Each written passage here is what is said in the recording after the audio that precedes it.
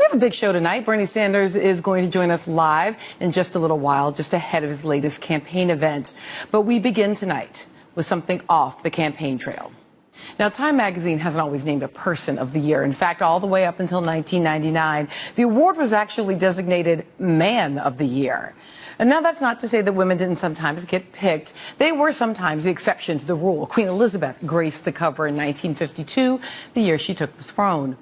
The very first person to be named Time Man of the Year was Charles Lindbergh in 1927. That's the year he made the first solo nonstop flight across the Atlantic Ocean. For completing that 33-and-a-half-hour flight, he got the magazine cover. Since then, nearly every sitting U.S. president has won the honor. So have 3 popes.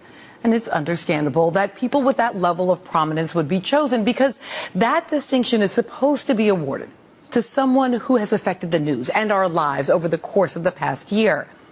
What is interesting about this year is that one of the finalists named for the award wasn't a person. It was a movement. Black Lives Matter was on the shortlist for consideration in 2015 because Black Lives Matter has transformed our public discourse. Indeed, by some measures, 2015 has been defined by this movement.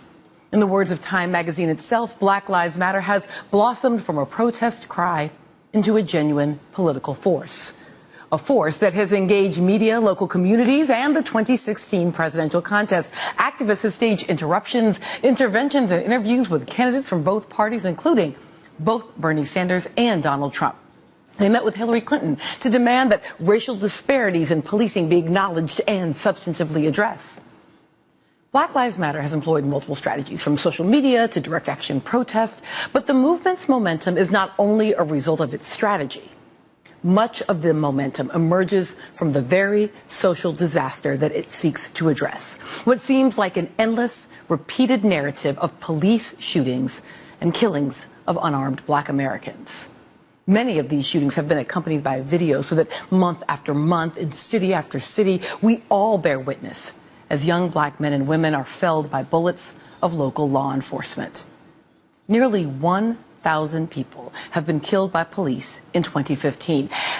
We know that fact because of reporting done by the Washington Post. You see, as it turns out, no single government agency keeps a record of every fatal police encounter, even as the numbers climb to nearly 1,000 civilians this year. And while we tend to acknowledge the inherent danger in policing, and while each loss of law enforcement life is tragic, the number of police fatalities this year is among the lowest on record. By one tally, 124 officers have been killed this year, with 39 of those deaths involving firearms. It's also important to note that killing civilians is not a routine part of police work. In fact, most officers never even discharge their weapons. But if you dive into the new database compiled by the Washington Post, you will find certain unnerving details about civilian deaths. Oftentimes, the shooting officers are repeat offenders. According to the Washington Post, more than 50 police officers involved in fatal shootings this year had previously fired their guns in deadly on-duty shootings. For a handful of officers, it was their 3rd fatal shooting. For one officer, it was his 4th. By now, you know the names of some of those killed. It's a drumbeat that seems not to end. Unarmed Walter Scott in North Charleston, shot in the back by a police officer this April after fleeing from a traffic stop. Eric Harris in Tulsa, killed within 2 days of the first incident. He was killed by a reserve deputy who says he meant to draw his taser but accidentally pulled a gun instead, killing Harris. Freddie Gray in Baltimore also died in April after suffering a spinal injury and falling into a coma while in police custody. Those all happened while other high-profile cases continued to play out, like Michael Brown and Eric Gardner in 2014. And just last month, we saw a 2014 video of Laquan McDonald's shooting by police in Chicago. And many questioned the decision by the Chicago mayor and city council to settle with the family and to not release that video for nearly a year. They questioned whether city officials were worried that Ferguson-style Black Lives Matter protests would break out in the middle of Chicago's mayoralty election this spring. Chicago officials deny it, but their critics openly wonder whether the timing and the Emanuel campaign worried that reaction from groups like Black Lives Matter would derail the mayor's hope for a second term. And now, as we head into the final days of 2015. There is news of yet another deadly police shooting, this time involving a college student with mental illness and a grandmother of 10, both killed in their homes, not in the street. The incident happened early Saturday morning in a small two-story home on Chicago's West Side. Police were responding to a 911 call made by the father of a 19-year-old, Quintani LeGrier. Now, LeGrier was an engineering student home for the holidays who got into an argument with his father. And according to the Chicago Sun-Times, the young man's father called police to remove his son, saying that he was, quote, a little agitated and was banging on his bedroom door with a baseball bat. He called his downstairs neighbor, Betty Jones, and told her not to answer the door until police arrived. The Sun-Times says that when police did arrive on the scene, LeGrier's father said he heard Jones yell, "Whoa, whoa, whoa," as if she were attempting to intervene in the police confrontation with his son. Shortly thereafter, she died from a gunshot wound. According to an autopsy obtained by the Associated Press, 19-year-old LeGrier was also killed by multiple gunshot wounds. In a statement, the Chicago Police Department said they were confronted by, quote, a combative subject, and added that Jones was, quote, accidentally struck. I feel like I just want to wake up and just have my mom say, "Girl, that was a dream." But I can't. She's gone. She was murdered. And that's all that sits in my heart. My mom was so scared of my oldest son, that's 15, to get shot by the police officers. But who instead get shot and killed? Her. What about the taser? Taser him down. Don't start shooting people, innocent people. The case is now being investigated, but tonight, Betty Jones is dead. She was a grandmother who had been hosting family for Christmas just a few hours earlier. Also dead is Quintani LeGrier, a college student whose family says he'd developed a mental illness. Now, less than 48 hours after those shootings, we were reminded of another shooting that gave us that same feeling, the case of 12-year-old Tamir Rice, who was fatally shot by Cleveland police outside a city rec center. Rice was carrying an airsoft pellet gun when someone called police, and the 911 dispatcher was told that Tamir was probably a juvenile and that his gun was, quote, probably fake. But that information was never relayed to the responding officers, and within 2 seconds of their patrol car's arrival on the scene, Tamir was shot. And today, we learned that those officers will not face charges. Given this perfect storm of human error, mistakes and miscommunications by all involved that day, the evidence did not indicate criminal conduct by police. Believing he was about to be shot was a mistaken, yet reasonable belief, given the high-stress circumstances and his police training. He had reason to fear for his life.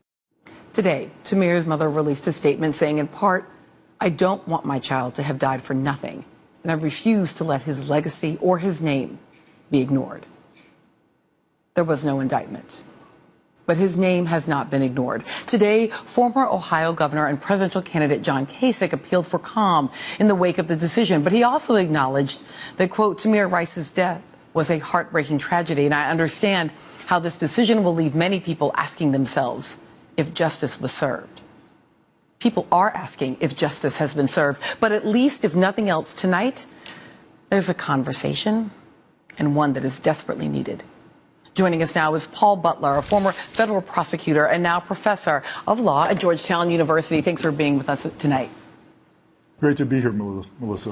So I want to ask about this question of justice and this issue that we see even in the Washington Post data that you have more than 50 officers who actually are repeat offenders in the sense that they have multiple times discharged their weapons in the context of a deadly shooting. Is something wrong with our ability to hold officers accountable? Yeah, so for one thing, there's no transparency. We don't hear about these officers until there's some case with wretched facts like this, and then there's an investigation, and police officers, police departments reluctantly reveal this kind of data. So we need more transparency, and we need more accountability, because the fact is, when you prosecute, you send a message. But Melissa, when you fail to prosecute, you also send a message. So the message in Tamir's town is that what happened to this 12-year-old boy when the cops roll up on him, less than 2 seconds, he's shot dead. To me, the most revealing fact, if I were prosecuting this case, in my closing statement, what I would tell the jurors is that cop car hadn't even stopped rolling before Tamir was dead. And the message, when you don't prosecute that cop, is that that's legal, that it's okay for officers to do that, or at worst, it's a mistake. But again, that's not the message that I think we want to send. Look, I want to ask you as a former prosecutor, in part, I think because if you're a person watching this, you think, oh, there are officers, there are citizens, there are prosecutors. But in fact, officers and prosecutors tend to know one another. Maybe not in a big city like Chicago, but often in smaller towns and localities, even in big cities. And I wonder if that reluctance is about officers and about policing, or if it's also about the fact that prosecutors have long-term relationships with officers. They need them to make their cases on a daily basis. Sure. So it's about both, Melissa. You know, being a police officer is like a lot of other jobs. It's just a few people who do most of the work. Most cops don't make a lot of arrests. A few cops make a whole lot of arrests. And as a prosecutor, those are the police officers who you get to know. So you need them to make your cases. Every prosecutor, including me, has had the experience of having a cop on the stand. He catches an attitude against you. He turns against you, and you lose your case. So you need them to win your cases. The other thing is, when you work with cops every day, you realize they have the hardest jobs, some of the hardest jobs in our society. And they're some of the bravest people. You couldn't pay me to do that work because I don't have the bravery. And so you do respect the work that they do. And, you know, there's nothing that makes a cop madder than if you ask him too many questions. He calls it treating him like some suspect. I had so many cops tell me, don't treat me like some suspect. So is it easier to turn a blind eye? Absolutely, yes. So that's a reason why a lot of people have called for independent prosecutors, independent investigations in cases involving cops, because we just can't trust the prosecutors in many cases to keep a safe distance to evaluate these cases objectively. So let me dive into that a little bit. When you talk about treating an officer like some suspect, it feels to me like part of Black Lives Matter, which is where we started, part of the work that they have done in changing our discourse is to say, we, in fact, do need to treat police officers in the ways that we would treat other potential suspects in a shooting. And that seems tough to me. I mean, the fact is we do, in fact, give police officers weapons. We do expect that they will use their weapons, you know, in the course of their normal job duties in a way that we don't, for example, with TV hosts or prosecutors. And so I wonder about that capacity that Black Lives Matter is saying, listen, we need to actually look at the justice system as an even thing, when in fact we know that officers are likely to be held by to a different standard. Yeah, that's right. And so with the power of a license to kill comes a responsibility and an obligation to use that power carefully. So in both Chicago and with little Tamir, these are situations in which cops respond to all the time. In Chicago, someone in a mental health crisis with a weapon. So there's a procedure.